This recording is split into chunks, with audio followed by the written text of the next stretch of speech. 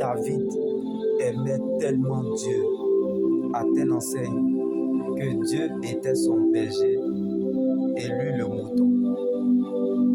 Pendant que Dieu cherche des brebis, il y a des cabris dans la bergerie.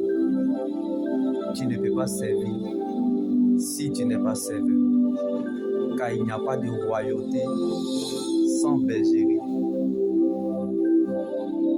Il n'y a pas de gloire sans brisement. Donc si vous n'êtes pas brisé sur la terre, c'est que le ciel n'a rien à vous offrir. Car il est plus difficile de gérer la gloire de Dieu que de l'attendre. Selon les hommes, on se prépare pour obtenir un résultat. Mais selon Dieu, la préparation est le résultat. Comme Dieu a nommé Saül, mais il a choisi David.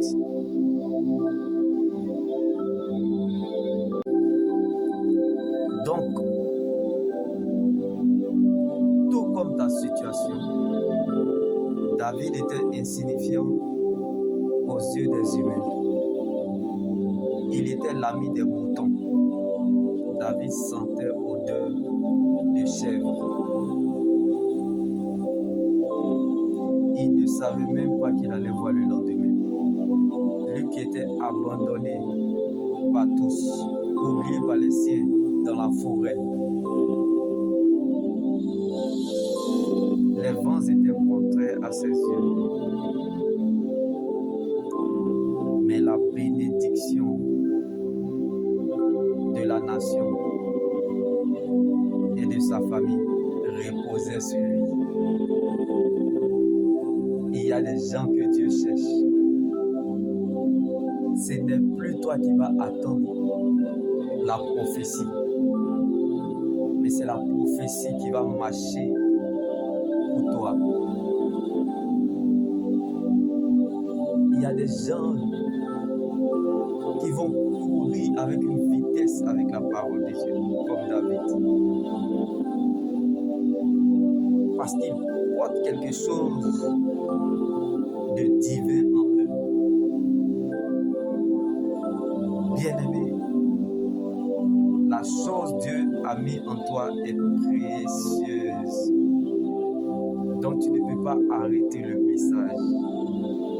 Même si tu te décourages, la vie de Dieu qui est en toi te rassurera coûte que coûte. Bien-aimé,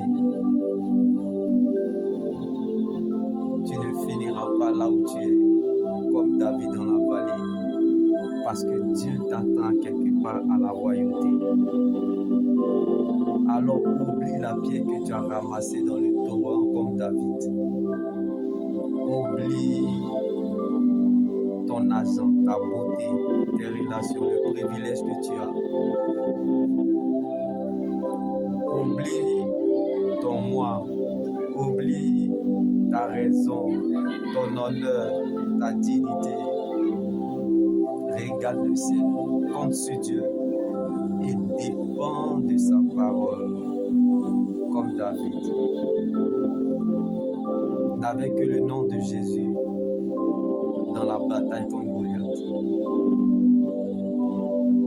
David ne reconnaissait que le nom de Jésus dans la bataille contre Goliath. Donc apprends à esquiver ce qui te dérange.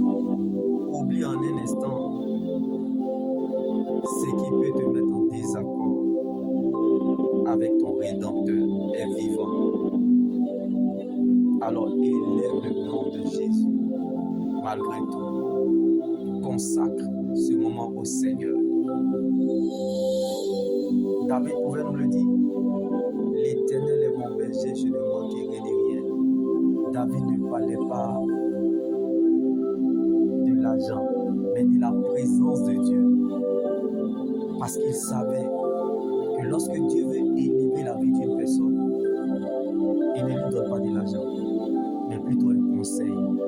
suis avec toi. David était rassuré de la présence de Dieu dans la vallée. Parce qu'il savait que malgré que les vents étaient contraires à ses yeux, Dieu ne nous a pas donné ou promis une vie de facilité. Mais il nous a donné sa présence. Oh, la promesse que Dieu nous a faite est la vie éternelle. Donc dans la vallée, Jésus était la vie dans les années de David. Dans le trou, Jésus était la vie dans les années de Jérémie. Dans la fosse au lion, Jésus était la vie dans les années de Daniel.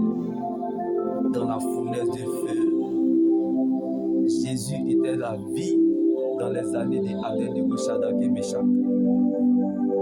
Je ne sais pas là où tu te situes. Jésus est dans ta fournaise, même si tu ne veux plus croire, le ciel croira à ta place. Car Dieu ne t'a pas mené si loin pour t'abandonner. Parce que son problème, ce n'est pas de te faire voir sa gloire, mais de la porter. Mais est-ce que tu pourras la garder? Car il est plus difficile de gérer la gloire de Dieu que de l'attendre.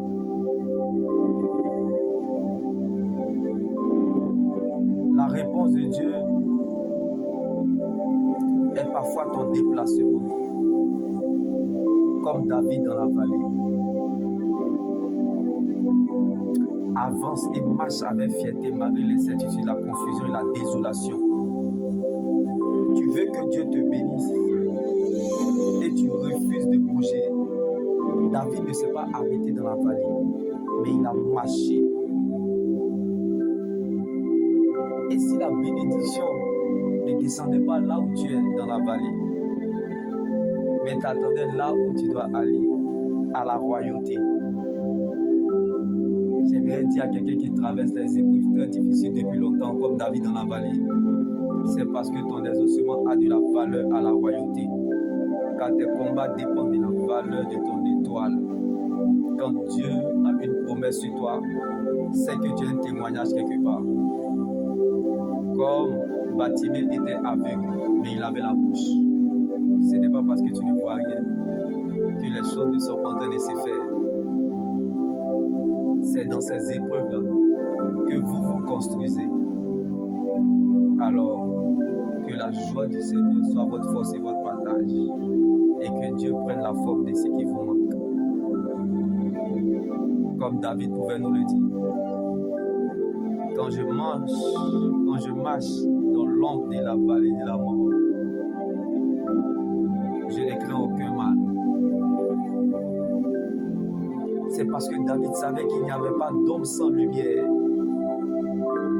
Donc derrière cette ombre vallée de la mort de périodes difficiles, se cachait la lumière qui est Christ. Jésus est la lumière du monde. Vois, ta lumière arrive. Lève-toi et brille.